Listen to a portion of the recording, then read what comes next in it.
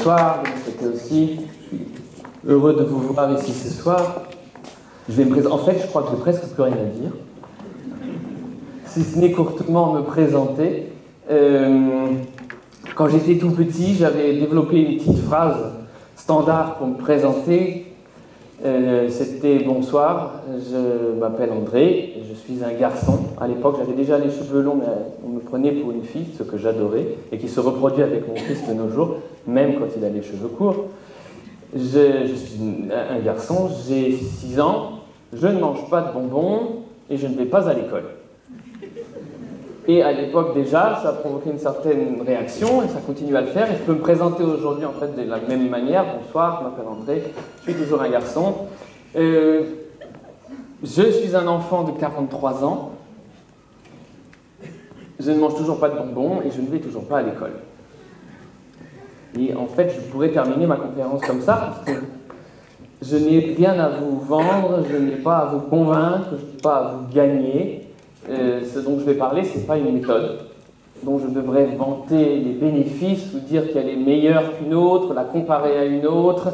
J'ai vraiment rien à vendre. J'ai juste à raconter, c'est mon travail préféré, ce qu'est l'apprentissage natif de l'enfant.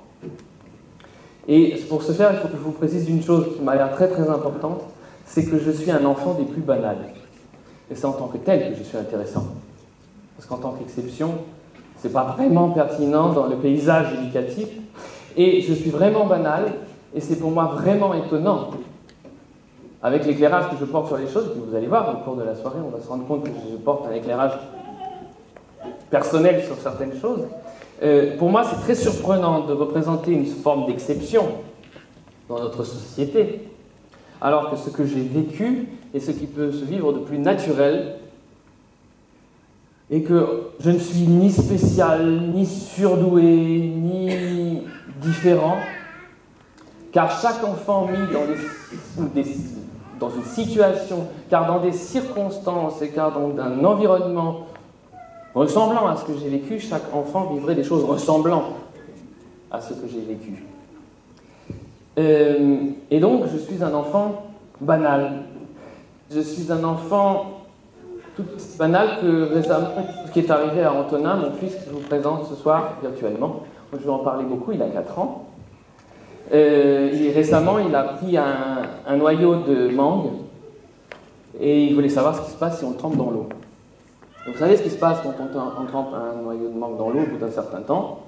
Il y a des petites racines qui sortent, puis il y a une tige qui commence à émerger. Et donc il n'y a à personne l'idée de dire « Oh, ah ben voilà un noyau de mangue particulièrement surdoué ». Et donc au même titre, ce qui m'est arrivé n'est pas plus différent, n'est pas plus exceptionnel et ne fait pas de moi quelqu'un de plus particulier que ça. C'est ce que je tiens beaucoup à dire, c'est en aucun cas un mérite personnel. On va parler de beaucoup de choses, je l'espère ce soir. Ce n'est en aucun cas un mérite personnel, je n'ai rien inventé. C'est pas de moi qu'il s'agit. Je suis... la seule chose que je vois d'admirable, c'est la décision et l'attitude de mes parents il y a 43 ans. C'est bien la seule chose. Et donc, tout ce dont je parlerai n'est en aucun cas un mérite personnel. Puis avant de vous donner la parole, parce qu'en réalité mes conférences d'habitude sont très très courtes, je te disais tout à l'heure, ça peut parfois ne faire que 2 minutes. Une fois que je me suis présenté, j'adore passer à la partie traditionnelle après une conférence, c'est-à-dire les questions. Parce qu'en fait, c'est les questions qui m'ont amené à parler de tout ça et à écrire à ce sujet, puis à faire toutes sortes de rencontres. C'est les questions qui m'ont été posées. Moi, j'ai vécu une enfance des plus banales, encore une fois, et je ne me suis pas trop posé de questions. C'est depuis que j'y réfléchis. Ça fait un bout de temps que j'y réfléchis. Je vais quand même vouloir, là maintenant, ce soir particulièrement, j'ai envie de vous parler de quelques-unes des dispositions spontanées de l'enfant. Parce que quand on en a entendu parler, on serait invité, c'est bien là mon but, à faire de nouveau confiance à l'enfant.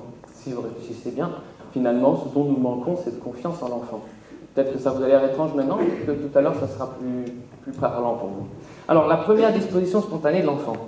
C'est moi qui vais vous poser une question. Tiens, on va inverser aujourd'hui pour une fois. Quelle est la première chose que fait un enfant dès qu'on le laisse tranquille. Il joue. D'ailleurs, au moins là-dessus, on a un consensus, c'est évident. Alors, l'enfant, dès qu'on le laisse en paix, joue. Et c'est très impressionnant parce que tous les enfants jouent, quelles que soient les circonstances. C'est-à-dire que dehors, il peut y avoir la guerre, la misère, la faim ou le luxe. Je suis audible encore? Luxe?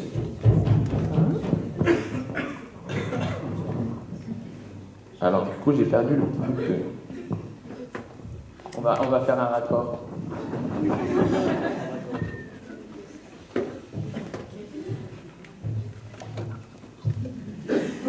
Donc je disais, quelles que soient les circonstances, qu'il y ait la guerre, la misère, la faim ou le luxe, je ne sais pas lequel de ces éléments est le pire, les enfants jouent. Même quand il n'y a pas de jouet, une demi-pomme de terre fait l'affaire pendant une semaine. Et puis, je ne sais pas si vous l'avez observé, et moi je trouve ça extrêmement... c'est plus qu'émouvant, c'est bouleversant. Les enfants mourants de je ne sais quelle maladie continuent à jouer. Ils ont mal, ils savent qu'ils vont mourir, mais dès qu'on leur donne l'espace et le temps pour le faire, ils jouent. C'est dire à quel point le jeu, à quel point cette disposition, cette prédisposition, ce penchant pour le jeu est important, pour ne pas dire primordial pour l'enfant. Et en fait, on s'en doute. Mais alors, la question que je me pose, c'est quand même la suivante. Si on ne l'interrompait jamais, il jouerait toujours.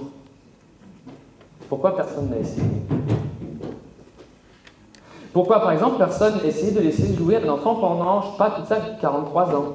Qu'est-ce qu'il en ressort? Un adulte, comment on les appelle, sauvage, illettré, un chômeur, un analphabète? Ou pas? On n'a pas de réponse à cette question. On n'a pas de réponse à cette question parce que le paysage éducatif actuel ne nous donne pas la possibilité d'y répondre. Et j'ai l'extrême chance, c'est une chance.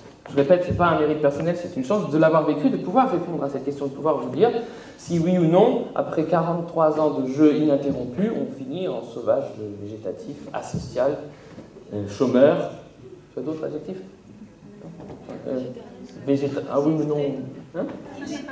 Oui, mais pire, analphabète.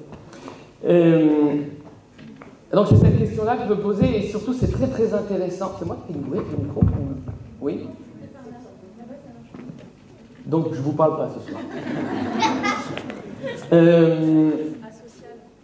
Ah oui, asocial, c'est le premier de la liste. Asocial, c'est vrai. Mais donc, moi, ce que je voulais, que j'ai l'extrême chance, donc je vais être amené à en parler beaucoup aujourd'hui, mais de travailler avec des neurobiologistes, avec un neurobiologiste très particulièrement, le professeur Luther en Allemagne, qui est vraiment à la pointe de la neurobiologie. Et il s'avère entre-temps que il est prouvé dorénavant qu'il n'y a pas de dispositif, et ce n'est pas un hasard, mais qu'il n'y a pas de dispositif plus adapté, plus parfait pour l'apprentissage que le jeu. Pour le résumer, pour ne pas vous faire toute une conférence, il n'y a pour apprendre rien de mieux que de jouer. Alors je fréquente beaucoup de milieux, les plus divers, pour parler de l'enfant avec une majuscule. Et c'est très amusant parce que dans la plupart des milieux, il manque, on n'a pas cette confiance en l'enfant et on entend toujours cette question, toujours, vous allez la reconnaître. On l'envoie même sur des forums de familles non scolarisants. Je ne sais pas comment dire parce que je déteste le mot non scolarisant parce que c'est se positionner, c'est une négation de quelque chose. Or, j'ai entendu récemment, c'était très drôle, quelqu'un qui ne fait pas de vélo ne s'appelle pas un non-cycliste. Donc, on entend souvent sur ces forums cette question très particulière qui est... Alors, pour que la question soit drôle, il faut que je donne la réponse avant. Donc, je répète une chose que je viens de dire. Il n'y a, pour apprendre, rien de mieux que le jeu. Et la question, c'est toujours comment je pourrais faire pour motiver mes enfants pour qu'ils jouent moins et apprennent plus. Et si vous y réfléchissez, vous verrez que c'est une attitude quand même assez répandue. Et c'est pas par hasard que la nature nous envoie pour notre grand trajet équipé dès le début du dispositif le plus génial qui ait jamais été inventé pour apprendre. Mais vous allez voir, c'est pas tout. Alors peut-être que certains d'entre vous en ont entendu parler, ils se doutent de quelque chose qu'on vient d'évoquer de toute manière déjà, mais toujours par les travaux du professeur Hutter, on sait la chose, pas seulement les siens bien sûr. On sait quelque chose. Je vais vous faire je suis absolument pas neurobiologiste et je ne vais pas vous faire un résumé, mais je vais quand même essayer de vous raconter quelque chose. On a toujours cru au début, les neurobiologistes, que le cerveau était programmé génétiquement.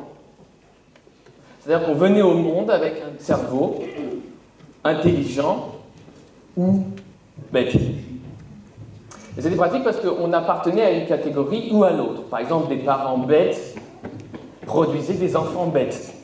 C'est vachement pratique. Et on n'y pouvait rien.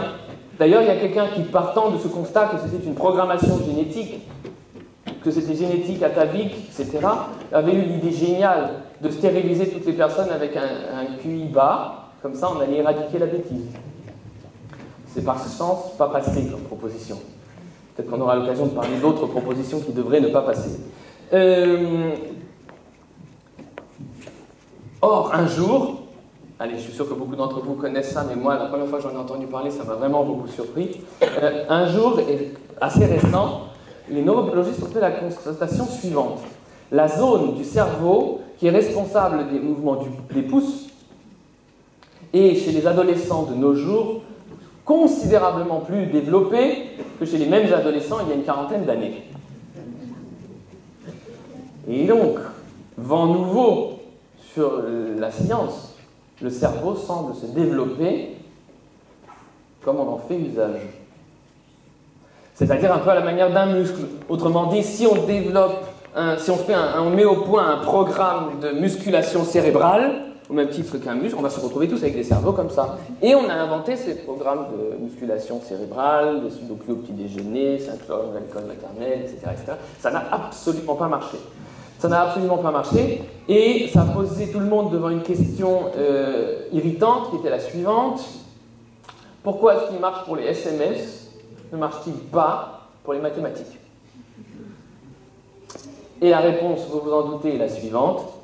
C'est qu'entre-temps, et ça fait peu de temps qu'on le sait, notre cerveau se développe là et où et comment nous l'utilisons avec enthousiasme. Et ça, on le savait. Chacun d'entre nous sait que dans un état d'enthousiasme, on a des ailes, que plus rien ne nous freine, que plus rien ne nous arrête, qu'apprendre n'est même plus un acte, c'est quelque chose qui se passe sans vraiment qu'on y pense. On le sait, ça. Et ce qu'il y a de très intéressant, c'est que... Alors, pour le résumer, je ne vais pas vous raconter, sur le site écologie-de-l'éducation.com, vous verrez aussi comment est décortiqué le processus, pourquoi on peut mesurer et quantifier la production d'enthousiasme, ou plus exactement, ce qui se passe lors de l'enthousiasme, ce que produit l'enthousiasme dans notre cerveau, ce pourquoi dorénavant les neurobiologistes appellent l'enthousiasme l'engrais cérébral. Je ne sais pas si vous vous rendez compte, nous venons au monde équipés du meilleur dispositif d'apprentissage, mais en plus, nous transportons notre propre engrais. Et alors, les statistiques, j'aime pas trop les statistiques, mais celles-ci sont intéressantes et amusantes. D'ailleurs, elles corroborent une chose qu'on voit tous les jours, parce que finalement, c'est ça le grand truc, c'est de regarder les enfants. Un petit enfant, entre 2 et 3 ans, éprouve une tempête d'enthousiasme toutes les 2 à 3 minutes. Et c'est pas seulement pour un sujet, c'est pour tout. C'est-à-dire que le petit arrosoir d'engrais cérébral ne se déclenche pas dans un domaine. Tout le cerveau est en permanence baigné dans l'enthousiasme 2 à 3 fois, toutes les 2 à 3 minutes. Et si vous regardez un petit enfant, vous vous rendrez compte que ça se voit de l'extérieur. Et maintenant, les statistiques sont amusantes pour la chose suivante, c'est que la même quantité d'enthousiasme est mesurée aussi chez les adultes. Savez-vous tous les combien? Il y a quelqu'un qui connaît les statistiques. 2 à 3 fois par an. Ça fait un choc, hein? Alors, comme toi tu te marres tout le temps, j'imagine que tu t'enthousiasmes plus de 2 à 3 fois par an. Ça veut dire que tu as pris la part d'un autre. Mais je vous rassure, et c'est ça la bonne nouvelle, c'est que l'enthousiasme est la seule, vraiment strictement la seule ressource terrestre absolument inépuisable.